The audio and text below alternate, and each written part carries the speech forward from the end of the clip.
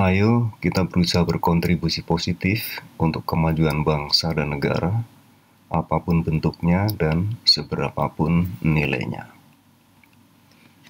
Kali ini saya akan sampaikan satu materi, yaitu perbandingan Stranas PPK, Strategi Nasional Pencegahan dan Pemberantasan Korupsi dari sisi keterukurannya.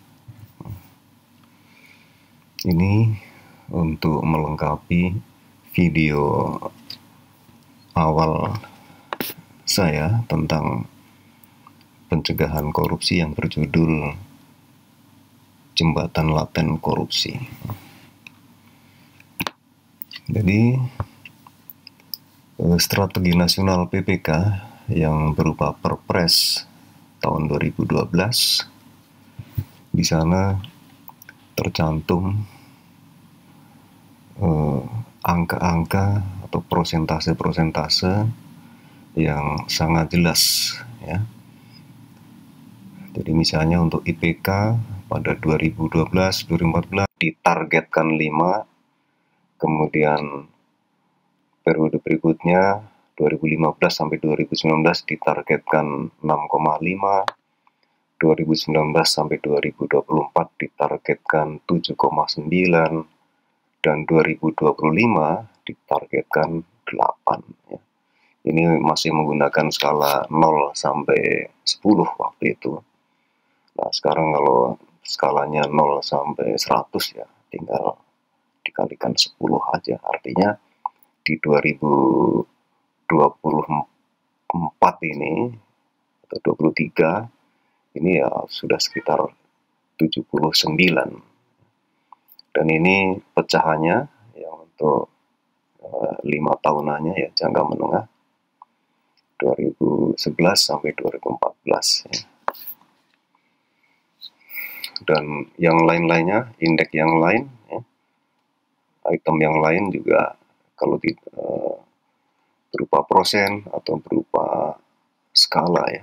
Jadi ini menurut saya satu sasaran yang sangat terukur. Kemudian itu juga yang saya jadikan perbandingan dalam grafik yang saya sampaikan sebelumnya, di mana saya membuat satu ramalan dari capaian sebelumnya, kemudian saya plot bersamaan dengan target-target dari Stranas yang berupa tabel tadi. Ini angkanya menjadi seperti ini.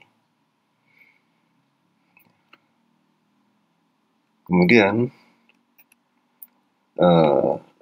saya akan bandingkan dengan Stranas penggantinya, yaitu yang tahun 2018.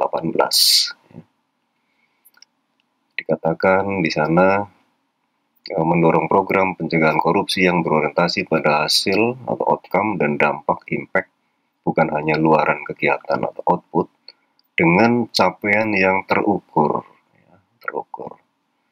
Nah, saya berpikir kalau yang tadi sudah berupa angka atau persentase, yang lebih terukur seperti apa, gitu ya. Ternyata setelah saya lihat dari tabel-tabel sasaran yang ada, justru malah tidak menunjukkan keterukurannya. Ya, nanti akan kita lihat. Sehingga saya komentari di sini masih mending Perpres sebelumnya, yaitu yang tahun 2012 tadi, yang ada angka-angka dan persentase yang menunjukkan keterukuran. Nah, seperti apa bentuknya? Ini dia. Ya, ada tabel-tabel tantangan dan sasaran. Tantangan dan sasaran. Di sini bahasanya di sasaran itu adalah menguatnya, ya, teroptimalisasinya dan seterusnya. Ya, ini tidak ada satupun angka, ya, angka atau persen itu nggak ada. Ya. Kemudian tabel berikutnya juga sama, ya, semakin kuatnya. Sehingga saya rangkum di sini deskripsi sasarannya hanya kualitatif, ya, justru tidak terukur ini, ya. Menguatnya, teroptimalisasinya, meningkatnya, terintegrasinya, mendorong, semakin kuatnya, terciptanya. Nggak ada batasan uh, kuantitatifnya gitu. Kemudian